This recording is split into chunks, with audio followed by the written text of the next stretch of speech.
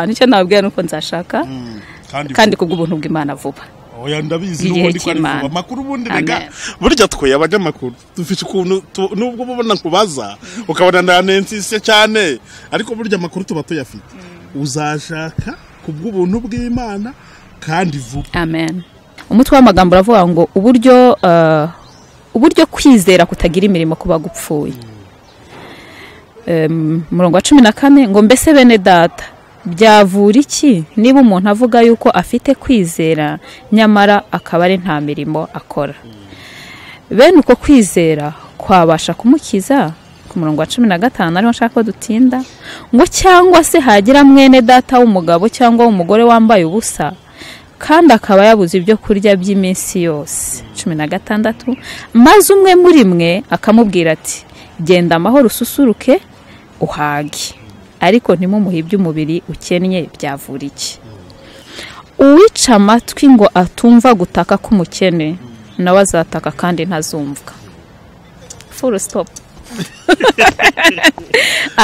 Umuntu wese ahava akagera ukurikije iki kiganiro wica amatwi ntiyumve gutaka k'umukene nawe azataka kandi ndakurahiye nta muntu uzakumva.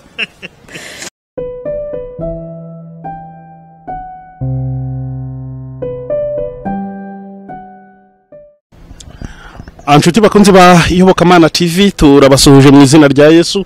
Ni kwa kundi mumaze kutumenyera ko tugira gutya tukabazanira umukozi w'Imana maze tukabasha kuganira. Nawe murabona ko imbere yacu turi kumwe n'umutumirwa ariko hagati aho kandi ndabanza nshima Imana. Uziko marare yari imereye nayo. Banishimwe. Abantu baramaze iminsi barambuze niyo mpamvu mbanje kwiyegisikiza ko nari maze iminsi batanyumva kubera ko nari ndwaye malaria ariko Imana yarahabaye ubu nagarutse mu kazi nk'akandi kose nyine. Amen. Hayi kaze rero kwiyobokamana TV. Nakoze cyane. Gerageza uvuge cyane kugira ngo abadukurikira babashe kumva amakuru yawe. Amakuru ni meza.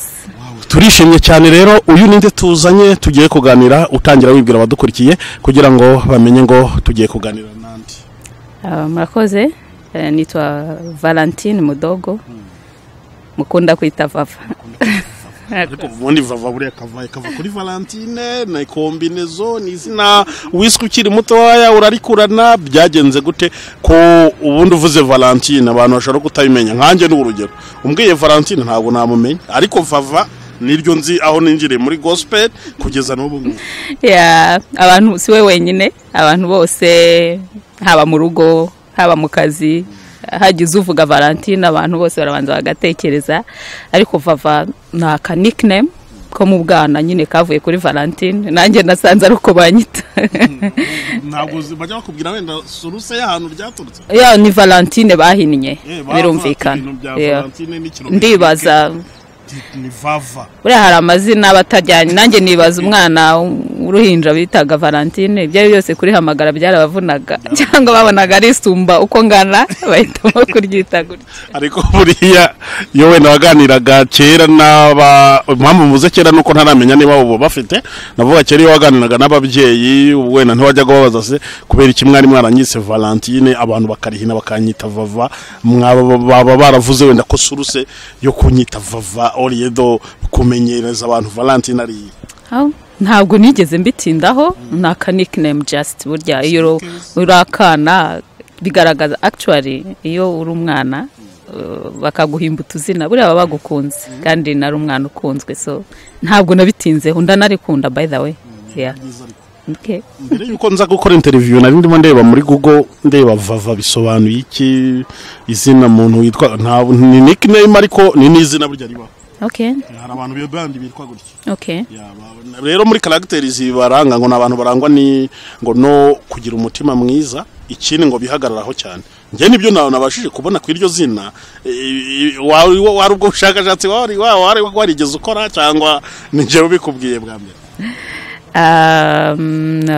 Ubushakashatsi gusoma kwidocumenta narabikoze ariko simbyemera nka cyane kuko ikintu nemera ibyo bamuvugaho ni byiza bimwe mbyibonaho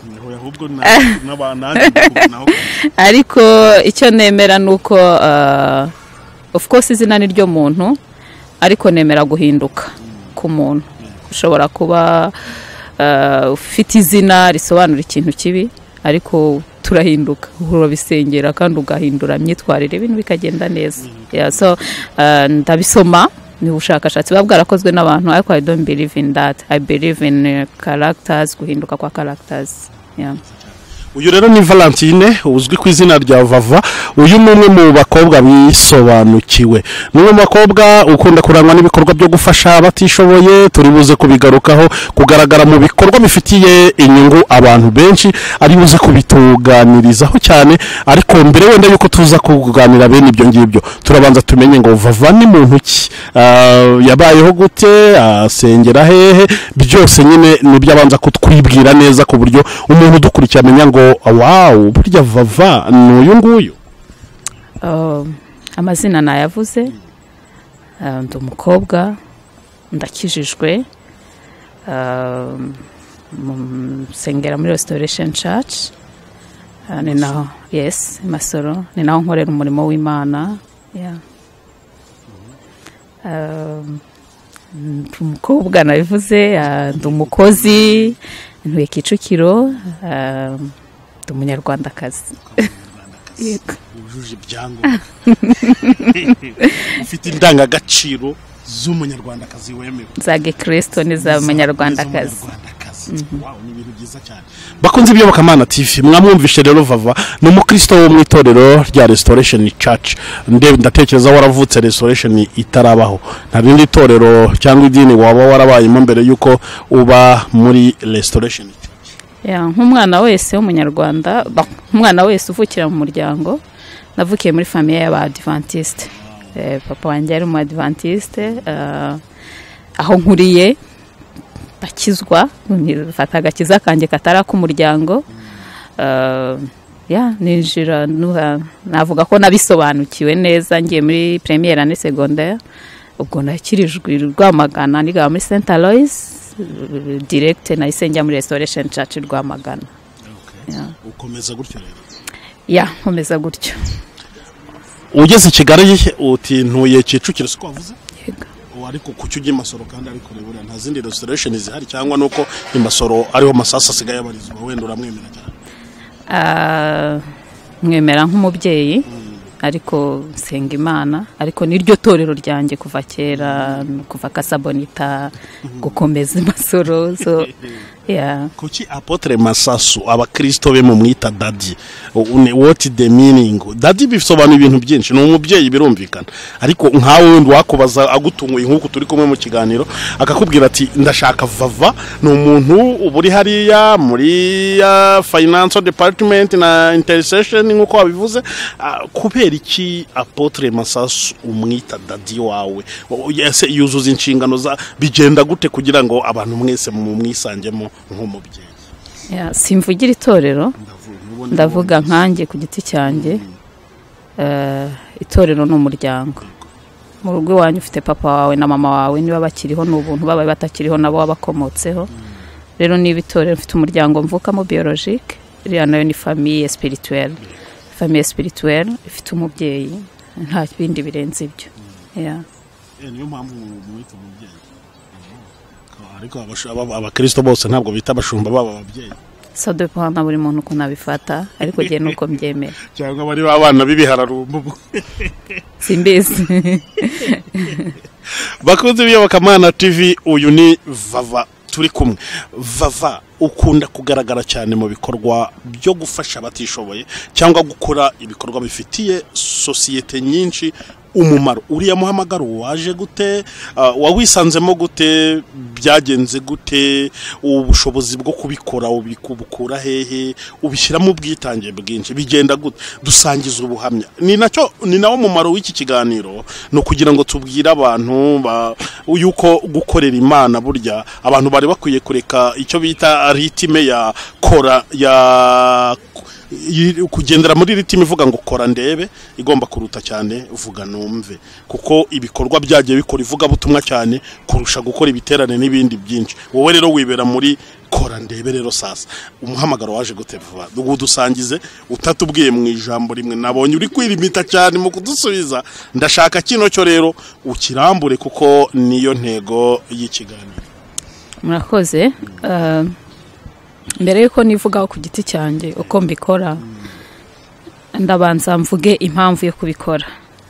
First of all, ni ukubanza kumenya kuki ndiho. Iyi microphone wayikoze hari icyo yayikoreye, ni uko yayifataga nk'indangururamajwi, niwo mumaro wayo. Bishatse kuvuga ngo nanjye wandemye hari icyo yandemeye. Wigeze gutangira uvuga ngo narisobanukiwe, sinarenze ko iryo jambo arikoresha. Ifo kubanza kumenya kuki ndiho. Ese mbereyeho ndi? Ese uwo wandemye yandemeye iki? Iyo umaze kumenya icyo kintu nicyo ukora. Navuga ngo uwandemye hari icyo yandemeye. My purpose of living ni iyihe? Kristo yagiye ku musaraba yireherezaho amahanga yose, kandi avuga ko nitumwizera tuzakora ibirenze ibyo yakoze. Rero icyambere namenya ngo Vava niba ndiho kubera iki ndiho, uwandemye yandemeye iki. Icyo nicyo cyambere nabanje gushaka. Menya ko ikitubeshejeho twese, igitumye ntungiye microphone, ni ugusubiza icyubahiro waturemye. That's one.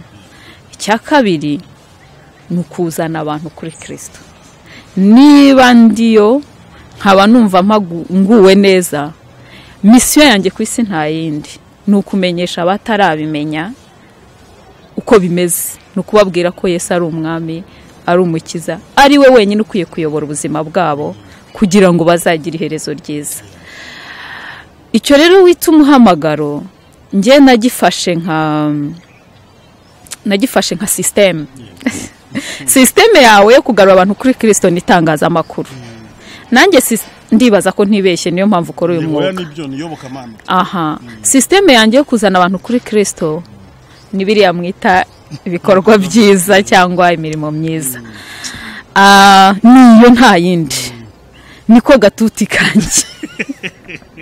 Ubundi bene data abantu bapfuza hano kuri isi, iyo wamaze kwisobanukirwa buri wese afite agatuti ke. Agatuti kawe ni microphone iri ya kamera, uyishyizeho sinabikora neza nk'uko ubikora.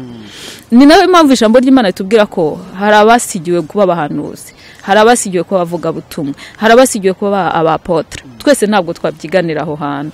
Rero buri muntu afite agatuti ke, ariko ako gatuti gashingiye ku cy'Imana yagushyizemo, kuri iyo strategy Imana yaguhaye yo kwikorera. Rero navuga ngo ibyo mwita ubutumwa, donc ibyo mwita ibikorwa byiza mu mbonamo nkora, nta handi bishingiye. Narabanje menya ngo ese umuremyi wanjye yandemeye iki. Icyambere yandemeye kugaragaza icyubahiro cye, guheka icyubahiro cye nkakigaragaza mu isi. Icya kabiri yandemeye gutanga amakuru y'ubutumwa bwiza n'agakiza. Ese nabikora gute? Imana ishimwe ku bwa revelation, Imana ishimwe ku bwa mwuka wera wampishuriye ko ibyo mwita ibikorwa byiza bizana abantu kuri Kristo, kandi facts zirahari rwose, byarabaye. Turashima Imana. Iki kiganiro turimo tugirana n'uyu mukobwa kirimo ubutumwa bukomeye cyane, yuko ubundi abantu uretse kurwanira mu mihamagaro, ubundi hari abantu barwanira mu mihamagaro y'abandi kandi bakabyica. Sure. Ugasanga umuntu arashaka kuba pasiteri, wenda arashaka kuba umuririmbyi ku ngufu, bigatuma wenda nagongana n'abantu kubera kudasobanukirwa ngo umuhamagaro wanjye cyangwa niki nakora kugira ngo nanjye ngeze abantu kuri Kristo kandi ntagende mu mihamagaro y'abandi. Urumva rero icyo nicyo wari gusobanura, n'ukuri Imana igumugisha. Amen. Ni ibintu byiza cyane. None Vava, hari ikibazo wenda umuntu yakwibaza cyangwa nanjye nshobora kukubaza wenda mpereye ku byo wari urimo udusobanurira, ni gute umuntu yamenya umuhamagaro we? Yamenya gute? Navuga ngo Kristo ajya kujya mu ijuru, gusubira mu ijuru, yatubwiye ngo ntadusize twenyine, ntadusize nk'imfubyi, ngo adusigiye mwuka wera. Mwuka wera niwe uduhishurira icyo twaremewe. Ariko icyo mu magambo make yoroheje icyo nakubwira, iriya passion, kiriya kintu wiyumvamo, kiriya kikubuza gusinzira, niwo muhamagaro wawe. Mu magambo make yoroheje nuko nabimenye. Niba ugeze ahantu ukabona ibintu ntibiri ku murongo wari umushyitsi, menya ko organisation protocole ari wo muhamagaro wawe. Niba unyuze ku muhanda ukabona umuntu utazi ariko ukumva gutambuka biranze, sociale no muhamagaro wawe. Navuga ngo passion, icyo kintu wiyumvamo, icyo kintu kikubuza amahoro, icyo kintu urarutekereza, icyo kintu ujya gusenga ugasuka amarira menshi, niwo muhamagaro wawe. Noneho rero uwo muhamagaro wawe wawumenye uryari, utangira ryari, uranatunyuriramo wenda ntabwo ari ukuza hano ngo kwitaka ngo nakoze ibi ngo byagenze gutya na gutya, ariko nabwo no kugira ngo irivuga butumwa tuba dukora ku bantu baba badukurikiye bamenye yuko burya hari abantu Imana ihagurutse ikabaha imihamagaro kandi bakayitwaramo neza, ndetse bagakoresha igihe cyabo. Nabonye ejo bundi barazanye systeme ngo ishajisha abantu, nkajya mbona abantu bashaje nkabona Imana yanjye bintera ubwoba, nkabona iri fo yuko umuntu akwiye gukora ibyiza agifite uburyo ataragera hariya wenda kuri baba babagenje. Umuhamagaro rero waje ryari, umaze igihe kingana gute ubikora? Mbere yo kuvuga wenda ngo nabitangiye ryari, unyemerere nongere nsubira inyuma gato. Nigeze kuvuga kuri strategy nyuma yo gukizwa, kugira ngo dukizwe twese hari ababigize mu ruhare. Hari abantu mwahuye wenda wagiye mu giterane, umaze kukigeramo wamenye ko inshingano zawe nawe ari ukugarura abantu kuri Kristo. Uburyo wamenye microphone n'itangazamakuru sindi bukubaze, nanjye uburyo nabimenye wenda ndibuze kubisubiramo gato, ariko nakubwiye ngo cyane cyane ni passion. Nicyo kintu wiyumvamo, nicyo kintu kikubuza amahoro, nicyo kintu gituma urara udasinziriye, nicyo kintu kikugendamo. Wenda urugendo rw'uburyo nabikoze ndaza kuruvugaho gato, ariko reka mvuga impamvu yabyo. First of all, impamvu ya mbere nababwiye ko ari ukuzana abantu kuri Kristo, ariko impamvu ya kabiri wigeze kubikoresha umugani w'ikinyarwanda ngo kora ndebe irutavuga numve. Uwo ni umugani wa kinyarwanda, ariko hari n'icyo Bibiliya ibivugaho. Nyemerere dukoreshe Bibiliya gato, kuko urabizi niyo kataloge yacu, niyo umuremyi wacu yakoresheje adusigira nka kataloge. Nika dusome muri Yakobo ibice 2. Yes, muri Yakobo ibice 2 ku murongo kamere ku murongo wa 14. Ndibaza ko ntacyo bibatwaye, ariko nshaka gufocusinga cyane ni ku murongo wa 15. Umutwe w'amagambo uravuga ngo uburyo kwizera kutagira imirimo kuba gupfuye. Murongo wa 14 ngo mbese bene data byavura iki niba umuntu avuga yuko afite kwizera nyamara akaba ari nta mirimo akora? Bene uko kwizera kwabasha kumukiza? Ku murongo wa 15 ariho nshaka ko dutinda ngo cyangwa se hagira mwene data w'umugabo cyangwa w'umugore wambaye ubusa kandi akaba yabuze ibyo kurya by'iminsi yose. 16 maze umwe muri mwe akamubwira ati genda amahoro ususuruke uhage, ariko ntimumuhe iby'umubiri ukennye, byavura iki? Navuga ngo iyi niyo nwayo y'uyu murimo nkora. Umuntu aje kugusura ashonje, umubiri ushonje, ukamusengera ukamurambika ibiganza ukamubwira ngo nagenda asusuruke, mu by'ukuri arasusuruka.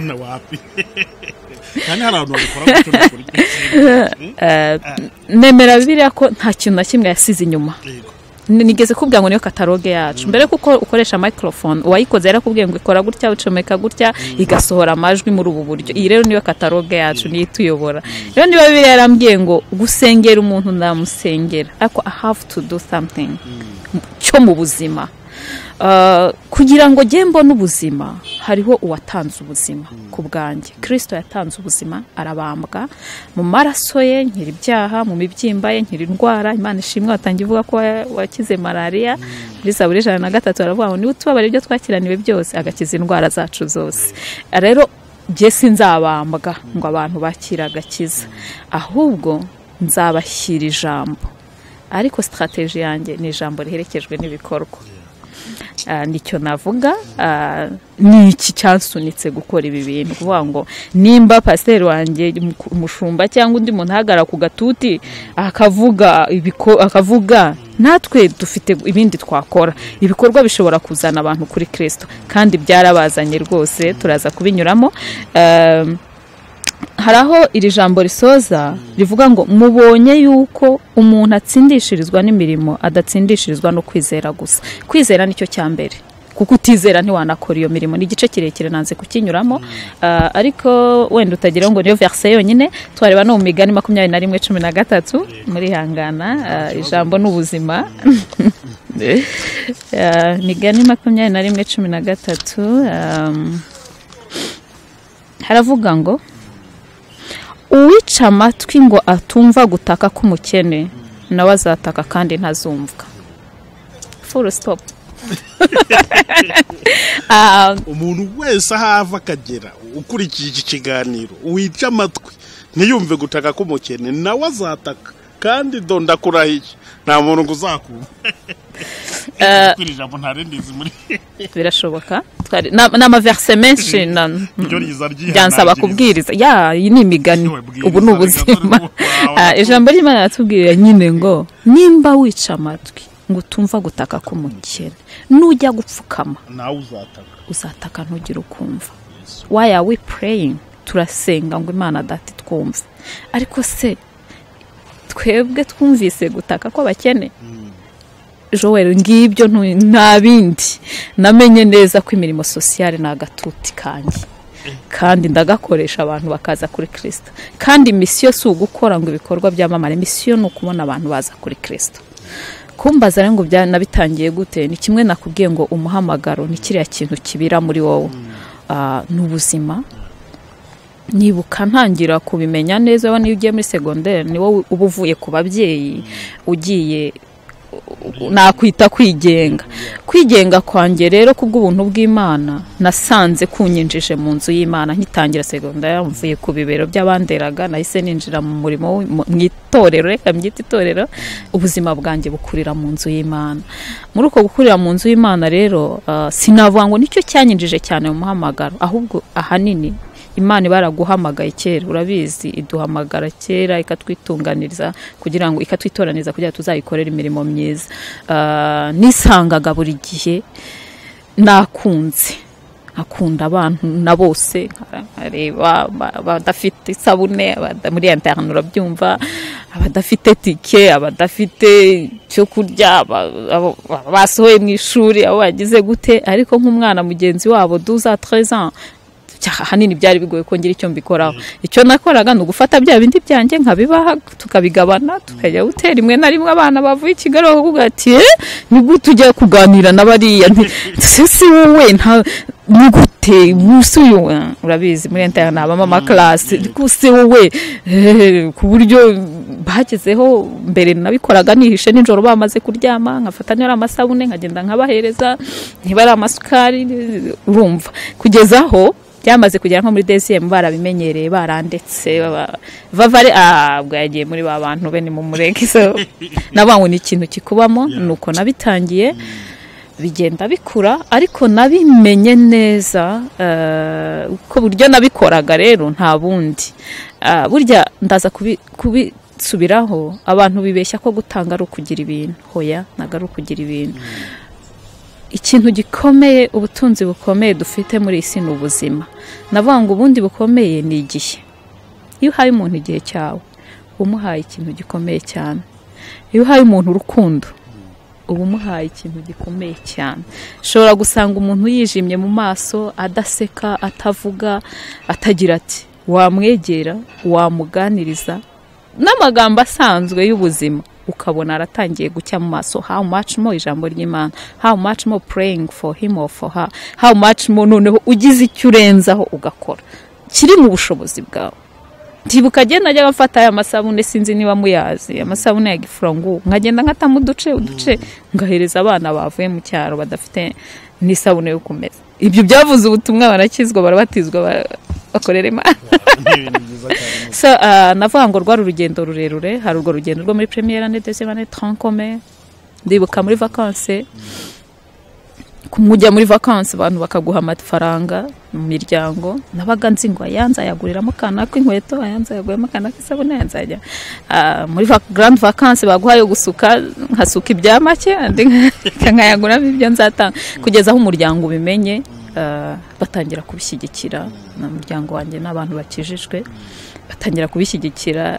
Urumva ko nakubwiye ko navukiye mu kidive, hari systeme bagira yitwa gusaruza surtout muri aya mezi ya ete, ibyeze bakabizana abandi bakazana amafaranga, so bajyaga basereza ati watuvuyemo ariko umwuka wo gusaruza uracyawufite, kanaga mu amafaranga shahara umwana w'umukene twigana yambaye kamambere gutyo, mu amafaranga shahara umwana wandika mu ikaye yakasuku sinzi niba uzibuka, mu amafaranga ubwo buryo ariko Imana yagiye dukoresha gutyo, ukabona abantu barabikunze barabishyigikiye barapresiye. Navuga ngo urabikomeza rero, ndabikomeza cyane. Navuga ngo igihe nabisobanukiwe neza, mfite umutante w'umushumba niwe wanyicaje arambwira ati rero umwana wanjye urakijijwe, icyo kintu uri gukora cyitwa umuhamagaro, niwe wabishyize ku murongo. Arambwira ati ujye ubisengera cyane, atangira ndetse no kunsaba babana nagiye mbwiriza through ibyo bikorwa, bakaza muri vacances mu rugo ugasanga haruzuye, kadusengera tugateka navuga ngo narabikomeje no muri secondaire, icyo no muri université. Icyo navuga cyane ikintu nshima Imana cyane numva nashima Imana ntava hano ntashimye, ni ya periode yo kuba wa mwaka murindiriye resultats za secondaire mugiye kwinjira muri université. Hari ikintu Imana yampumuyemo amaso gukora, icyo kintu kibyara itorero. ngo gwiki sinavuga ngo natangije itorero, sinari umushumba, ariko twagiye ahantu nakubwiye ngo umuhamagaro guhumura amaso, ukaba wareba ikintu abandi batabonye, ukaba wababazwa n'ikintu abandi batabonye. Nari ndi kumwe na famille tugiye ahantu mu Bugesera gutyo, mbona abana ku muhanda batambaye, kandi ubona umwana hari mu minsi yashize kera, ukabona nk'umwana hejuru ntiyambaye, muri rusange ubona ari ibintu bisanzwe, cyangwa umwana yambaye imyenda ishaje. Ikintu nahise ndavuga ariko ko haba hari imyenda myinshi tutagikoresha, nakora iki? Usanga afata ya myenda myiza nkayimesa, nkayitera ipasi, nkayuzuza amavarize, hazi wawe nkafata undi nkafata imyenda. Ni ibintu bizwi cyane, bizwi kuza amavarizi nk'amavarizi tugapakira, nkayimesa, za weekend, surtout weekend y'umuganda, nkagenda ngafata imyenda mu bantu batandukanye benshi bazwi muri iki gihugu babajije bakubwira, afata imyenda nkagenda nkatera ipasi, nkamesa, ngashyira mu mavarizi, ngashyira abo bantu. Finalement byaje kurangira hari umupapa umwe twaganiraga wari ufite abantu abwiriza ariko babakene cyane, buri gihe bikora mu buryo buhoraho, birangira ba bantu bose twahamagaraga tukababwiriza tukabaha imyenda, ubafite itorero rikomeye ahantu ari buvuga izina mu cyaro, nubishaka nzabahuza mwiganirire. Turashima Imana.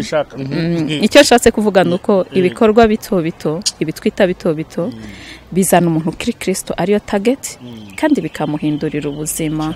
So icyo nkora iyo ndi gukora bino bintu, mba nzi ko I'm a life giver, I'm giving life, kuko ntabyikesha ahubwo nanjye hari uwo mbikesha wampaye ubuzima. Bakunze Biyobokamana TV, murumva ikiganiro turimo tugerana na Vava. Ni ikiganiro cyiza cyane kirimo ubutumwa bunakomeye. Hari ijambo mu kanya somye n'ubu ngewe ndacyaryibaza, kubera ko ngo nupfuka amatwi niwinangira mu matwi kumva gutaka k'umukene, hari igihe nawe uzataka ntiwumvwe. Ijambo rirakomeye, ariko ngira ngo icyo tuba tubivugiye no kugira ngo abantu basobanukirwe. Vava rero nyine akomeza ibikorwa byo gufasha abatishoboye, urumva yagiye anyura muri byinshi ndetse akora ibintu byinshi, kandi ngo bigahindurira abantu kuri Kristo. Ni bya bindi bavuga ngo kora ndebe irutavuga numve, ko kora ivuga ubutumwa kabiri. Umuntu niba ashonje ukamugaburira, mu by'ukuri niba anakizwa arasenga, noneho rero ameze neza nyine. Vava wari ugikomeje n'ubundi, iki kintu ni cyiza cyane. Murakoze. Icyo narimo nakwesistaho cyane ni target y'uyu murimo. Nigeze kubivuga muri introduction. Imirimo irahari kandi imirimo ni myinshi. Isufi kumenya njyewe nahamagariwe iki, kandi ukagendana n'igihe cy'Imana. Biraza kugutangaza, nuzagusanga Imana ishigikira umurimo wayo mu buryo butangaje. Niba naragendaga muri secondaire nkafata isabune y'ijana nkayigabanya abana 5, hakagera igihe Mwuka Wera mpishuriye ko imyenda ishobora kuvuga ubutumwa, ibiryo bishobora kuvuga ubutumwa. Twaragendaga urumva giye cyane ahereye mu école secondaire kuko niho nari nahumukiye amaso, niho nabonaga ibibazo.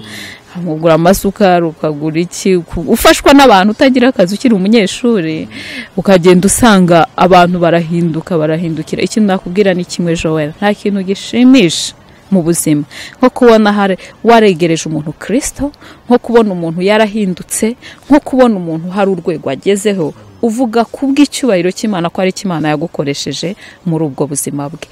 Nakubwira ngo hari abantu benshi banyuze mu biganza byanjye, abenshi bandusha imyaka, abandi tungana, abandi dustragoringa mu buzima bw'ishuri n'imibereho ya rusange, ariko nibura wowe niba hari ufite ugusapotinga, ntugifate nka property yawe wenyine, ukumva hari icyo wagikoresha kubw'icyubahiro cy'Imana. Navuga ngo Imana irashigikira umurimo wayo, kandi iryo shaka umuntu aba afite ntago ripfa ubusa. Finalement nubwo urugendo ari rurerure, icyo nari nkubwiye nuko muri secondaire no mu kazi kanjye ka buri munsi nkora, nisanze nkora akazi ko guhindura ubuzima n'ubundi ari Imana ibikoze gutyo. Ariko icyo mvuga cyane nuko hanze aha hari abantu benshi badukeneye kandi bakeneye ijambo, kandi twese ntituzakoresha ibiterane, twese ntituzaba abanyamakuru, twese ntituzahagarara ku gatuti ngo twambaye neza twageze gute. Rimwe na rimwe biradusaba ko kwambara stress cyangwa tukagenda n'amaguru. Bimwe mu bitangaje n'umwana w'i Kigali muri izo ngendo twakoraga, twategaga utubisi twatundi dutoya, tukagera ahantu utubisi tukarangira tutari burenga aho hantu, kandi tudafite amafaranga ya moto. Nafite amafoto rwose, intege ze ntago twari dufite imbaraga zo kugenda twikorera amavarize. Wibuke ko twaga dufite amavarize, habwo ikintu nibuka n'utugare. Tugatega utugare tumwe, ukakicara ugakikira ikivarize cyangwa ugategera n'amavarize. Wenda uwo mupasiteri wenda waboneye umugisha w'uko itorero rye rikomeye ubu ngubu bitewe n'umuhamagaro wawe. Ubwo icyo wabivugiye ntabwo wabivugaga wenda ushaka kuvuga yuko usa n'uwafondeye umuntu itorero, ahubwo washakaga kuvuga yuko gufasha abatishoboye cyangwa gufasha abantu cyangwa kubagaragariza uko ibikorwa by'urukundo bikora ivugabutumwa rikomeye ryo guhindura abantu, kuko abo bantu ari abakristo. Haba ari hehe yabarinde koko umuvuga ntacyo bitwaye, kuko nubundi ndava njya kumureba ahubwo. Ntabwo nabimusabye nicyo kibazo, ariko ntabwo nabimusabye nicyo kibazo, ariko icyo navuga tunabikora twabikoreraga abaturage batuye muri iyo quartier, ahubwo we kuko abana nabo umunsi ku munsi agakora follow up y'ubutumwa twabahaye, agakora follow up ya bya bintu twabagejejeho, bibyara itorero. Turashimira. Wanze kumuvuga hano ariko nyuramo mbwira out of camera, kuko nzakora suivi yiwe kandi bizaba ari inkuru nziza cyane, nawe kandi azayima yishimira neza cyane. Ibintu byiza cyane. Bakunze biyobokamana TV, uyu ni Vava turimo tuganira ku bikorwa byo gufasha abatishoboye. Wavugaho ibintu byinshi, ariko wenda iki nacyo kiganiro cya mbere dushobora kuba dukoze, dushobora no kuzakora n'ibindi, kuko uri umwe mu bantu rwose bakenewe. Natwe tuba dushaka yuko dukora inkuru z'ubwoko butandukanye kandi zifitiye abantu umumaro. Urumva ni iki kindi wabusigaje kuvuga kuri iki cyo gufasha abatishoboye ngo dukomeze n'ikiganiro? Ikintu navuga ndensista ni occasion mbonye, urabizi wabishatse kenshi ariko suko kunanira. Nemera ririya jambo riri mu mbwiriza, buri kintu kigira igihe cyacyo. Ipareke Imana yabonaga ko iki gihe aricyo sawa, so sinakunaniye. Uretse ko na rya jambo tujye turyoha rivuga ko niba ukoresheje kw'iburyo kw'imoso niko bimenye, ariko n'ubutumwa turi gutanga kugira ngo bikangura abantu. Joel, mfite ibintu bibiri nshaka kuvuga. avuga ngo ibisarurwa birahari kandi abasaruzi ni bake. Iryo jambo abantu baryumve. Icya kabiri n'abantu bareke kurwanira udututi. Nukuri dufite akazi kenshi, Kristo yaduhaye akazi kenshi, strategy twakoresha ni nyinshi kugira ngo abantu baze kuri Kristo. Icya gatatu ntabwo dutanga ibifatika, ntaga amafaranga menshi kuri konti ariyo ngombwa. Hoya igihe cyawe, urukundo, umutima, kwegera abantu, kubaha ubuzima, life giving, kumubwira ko ari umuntu mwiza, kumubwira ko ari uw'Imana, kumubwira ko akunzwe, kumubwira ko ari igitangaza, kumwibutsa uwo ari we. Kuko nutabikora satani arababwiriza akakubwira ko wanzwe, akakubwira ko uzapfa, akakubwira ko nta n'imisi usigaje, akakubwira ko udakwiriye. Ariko genda umubwire iki Imana imuvugaho, umubwire impamvu Imana yamuremye. Ibyo byonyine hari ugutanga ijambo, hari no gutanga ibifatika. Ariko gutanga ibifatika nabyo ndabishyigikiye cyane. Ndabishyigikiye kuko mwumvise ko uwirengagiza gutaka k'umukene nawe atazataka ngo yumvwe. So ndabishyigikiye cyane. Kandi kantu numva nshaka kwinsistaho nuko Imana ishigikira umurimo wayo. Imana ishigikira umurimo. Ibyo bintu nabwiye ko nabitangiye niga muri secondaire, niko nabyita ku bya primaire, numva ntabyibuka neza.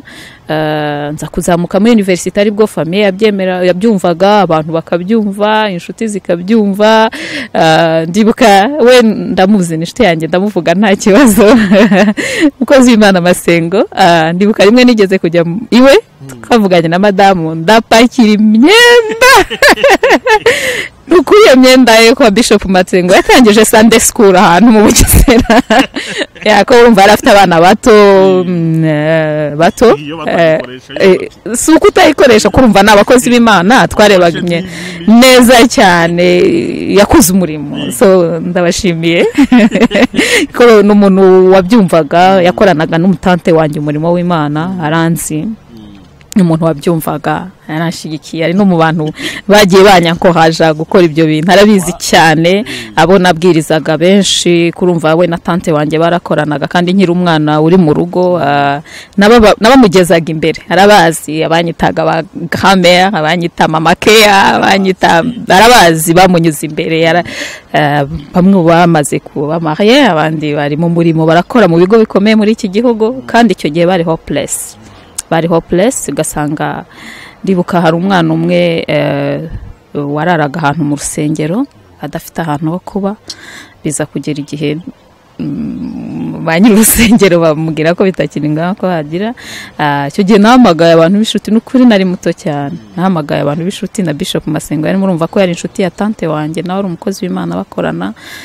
Tumubonera inzu. Ubu yararongoye, ni umuproducer ukomeye, ari muri Kenya, afite umuryango. So narishatse kwerekana ko ibikorwa bifatika. Hari abandi benshi nubishaka nzagenda mbakugezaho. Nari mbihereye ko utwo tuntu duto tugenda dukora umurimo. So ikintu nshaka kuvuga ko Imana ishyigikira umurimo, iyo udacitse intege, nk'uko ijambo ryayo rivuga ngo nitutagwisari tuzasarura. Mu kazi nkora n'ubundi nisanze kubw'ubuntu bw'Imana nkora umurimo usa n'uwo. Nkora muri ONG, undi muntu wese ushobora gukora akazi, ariko ifovari projet nshinzwe ni projet nakwita ngo kwita kuri enfant et orphelin. Donc enfant et orphelin vulnérable. N'ubundi ni byanyindi, kandi nta ruhare ruhambaye nabikozemo. Icyo nibuka nakoze nuko nasenze isengesho rimeze gutya.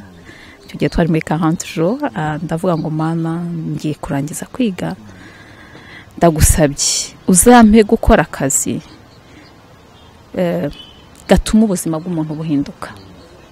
Sinari nzi hayarma ukuntu bizagenda, ariko nuko nisanze muri ONG, bisanga muri projet n'ubundi zihindura ubuzima bw'umuntu. Tuidentify imfubyi, tukazishurira amashuri, tukajya mu miryango yabo, tugafasha ababyeyi basigaye. Nibwo buzima. Icyo navuga niyo ndi gukora akazi kanjye ka buri munsi. Of course mba serving igihugu, ariko numva serving n'Imana. Abantu bakunde icyo bakorera Imana kandi bagisengere, imana nayo izagishyigikira kubw'ubuntu bwayo. bakunze iby'Iyobokamana TV, uyu ni Vava tuganira. Urumva ko ikiganiro cyo kirimo ubutumwa bukomeye cyane. Vava, noneho rero twigarukire mu buzima noneho busanzwe rero bwa minsi yose nyine nubwo wagiye ubikomozaho. Noneho Vava rero ubundi harya twahereye tuvuga ngo warabuze, ariko n'ubundi nubwo ukora ibyo bikorwa, kuki abantu benshi bakunda kuvuga ko bitoroshye kukubona? Ntabwo byoroshye. Ndaboneka ariko kandi wambonye nyine nakubonye, ariko abantu usanga bavuga Vava, urabizi ko abasore bagutinya, urabizi cyane n'ibyo bikubwiye. Ntabyo narinzi. Ntabwo warubizi? Ntabyo narinzi. Abasore bo baragutinya ati Vava, ati reka wamuvugisha iki, byagenda gute, ati ntabwo wapfa no kumubona, aba ari busy. Nibyo biba bikugize busy wenda, cyangwa no kubera ko niyo character yawe? Tubabarira udusobanurire. Byaterwa nawe ushaka kumbona. Nuza mu kazi uzambona, nuza kuri church uzambona, nuza mu rugo uzambona. Harababaje. Niko kazi, hari akazi kampemba buri munsi, hari n'akazi k'Imana, aho uzambona rwose. Ahandi wa n'ahandi ni nkahise bashaka ko duhurira mu kabari se. Nojye ujya yose umuntu agwaye rendezvous mu kabari ntabwo yakora. Njya kugira neza kereka rivuga butumwa. Bakunze b'Iyobokamana, ariko wenda hari ukuntu umuntu umukobwa, nibyo navugaga ngo uri umwe mu bakobwa bisobanukiwe. Hari ukuntu wenda umukobwa umureba nk'ubusheri wawe yo muri kuganira, ibi bintu ndiko kubwira jya bikubwira wenda yuko uri umukobwa wisobanukiwe cyangwa wihagazeho kwa muntu adapfa kubwira ibintu. Hari abakobwa baba baraho ari babiri hanze, wenda akaba bafite n'imitima myiza, bafite n'ukuntu bagira, ariko abantu babona ari abantu basamara babiri hanze, ukabona nyine ni umuntu utihagarara. Ariko wenda nk'iyo uri kuganira n'umukunzi wawe, wenda mubamuganira gute?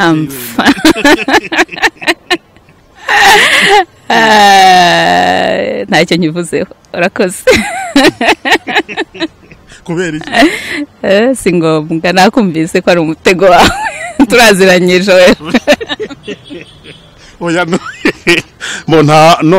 kibazo. Murakoze. Mbaza ikindi kibazo.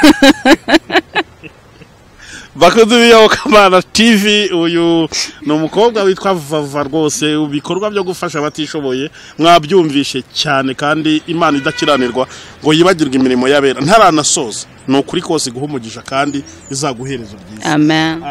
Wati mbaza ikindi kibazo, wenda nk'abandi bakobwa bose, iyo umuntu ari umukobwa wenda n'abantu bari no kuza kubibaza, n'ubundi mbariza abantu ngewe burya abakunzi b'Iyobokamana TV cyangwa abakurikirana channel yacu, kandi ni benshi buriya, urabizi ko bamaze kuba benshi. Yeah, sure. Ni benshi kabisa.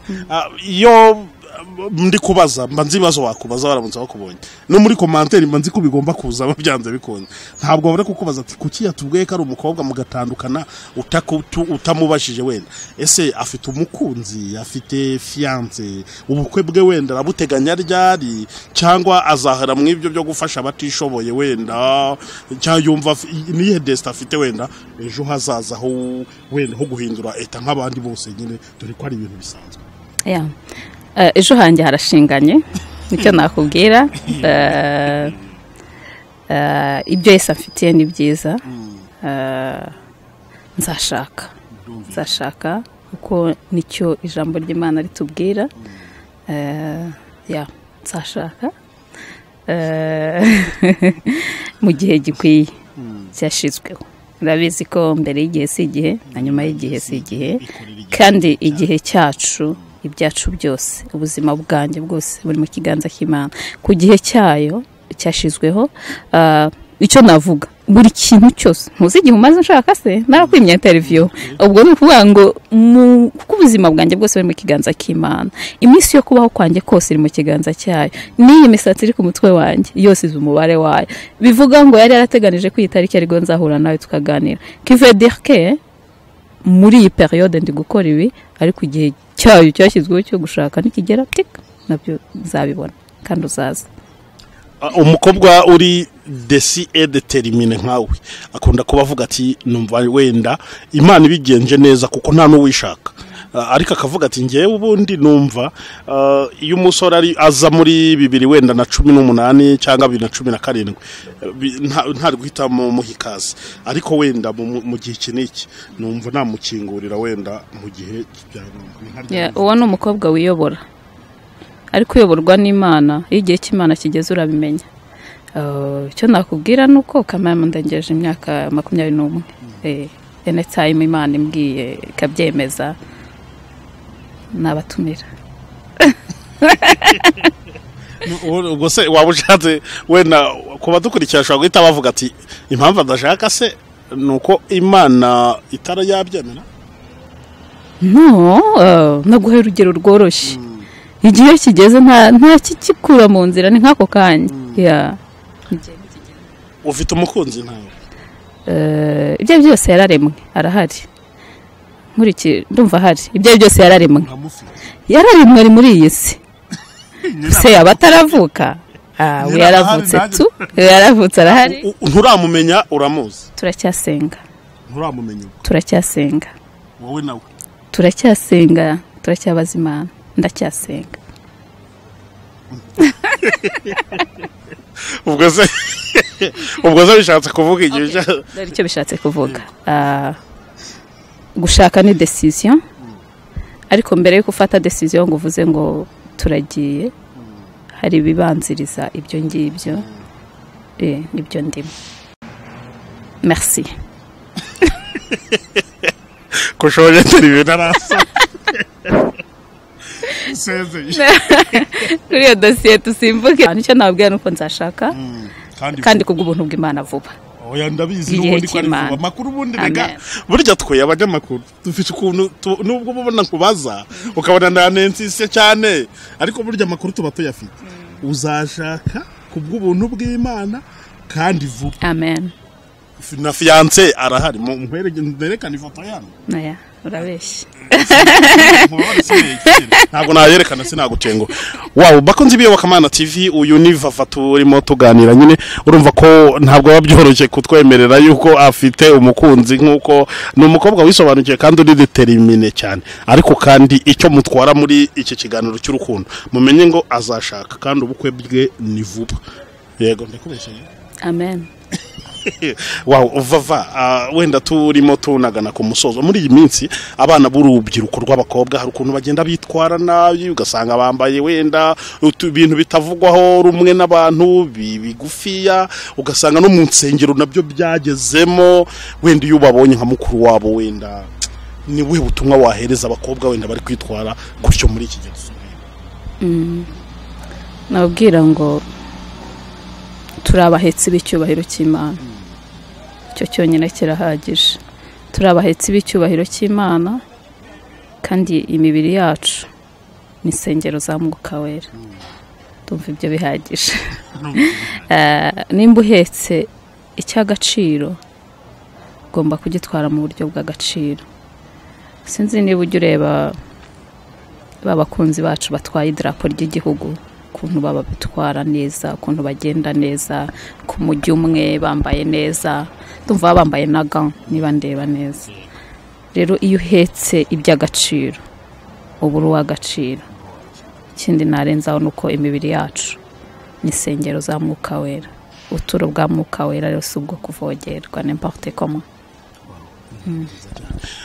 Kera habayeho muri Bibiliya kera habayeho umubyeyi witwaga Tabita yabaye hari umuntu wakoraga imirimo yo kudodera imfubyi n'abapfakazi imyambaro yo kwambara.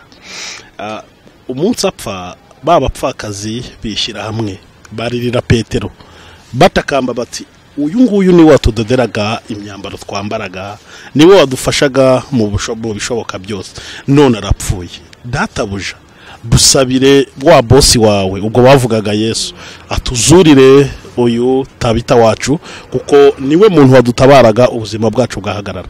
Iyi nkuru ya Tabita muri Bibiliya uyihuza gute nibikorwa ukora ikwigisha iki?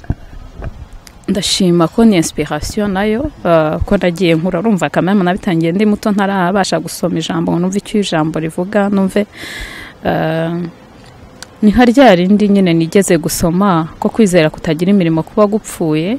Ni harya rindi nigeze gusoma ivuga ngo uzica amatwi ntiyumve gutaka k'umukene nawe nataka ntazumvwa. Ndabizi ko babudu savinga nubwo tubikora kubwo murimo w'Imana no kubwo kubagarura kuri Kristo, ndabizi neza ko badusabira imigisha. Ni nayo mpamvu turiho.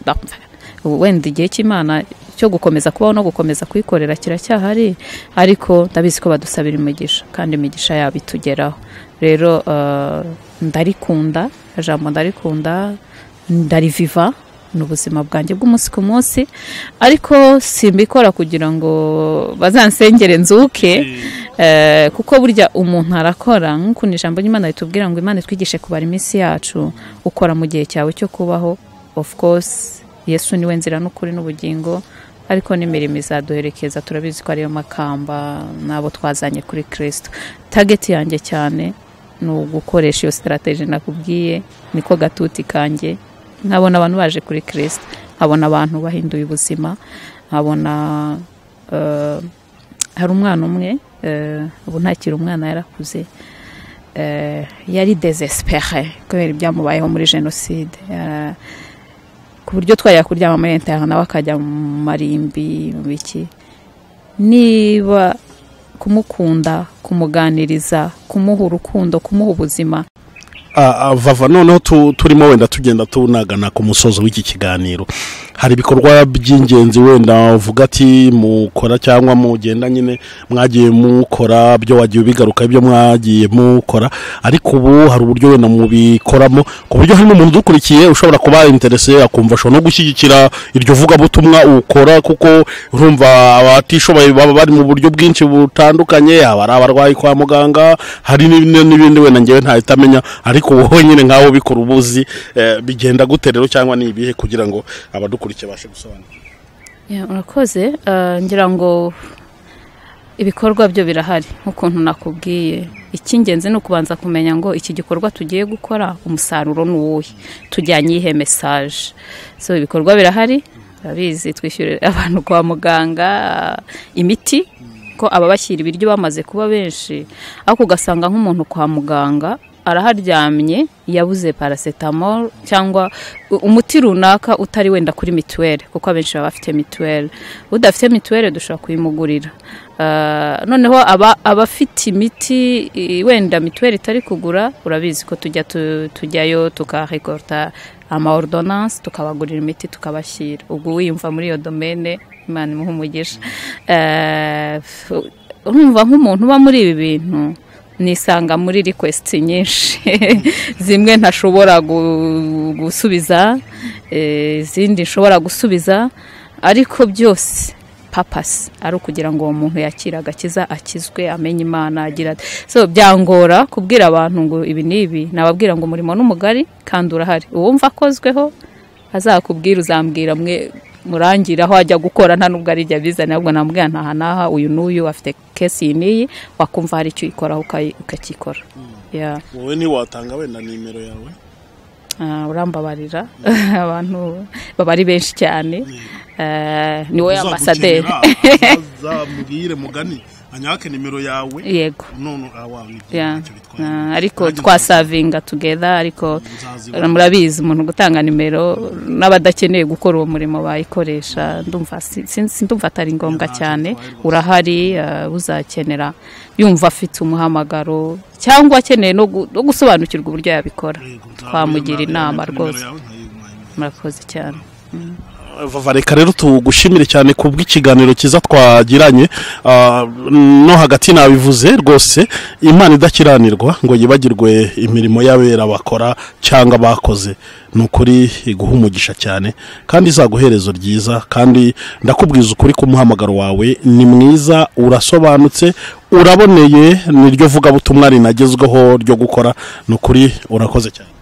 Amen. Namwe murakoze cyane kandi turashima ibyo mukora, turabibona, turabishima. Imana igibaho umugisha, turabasengera.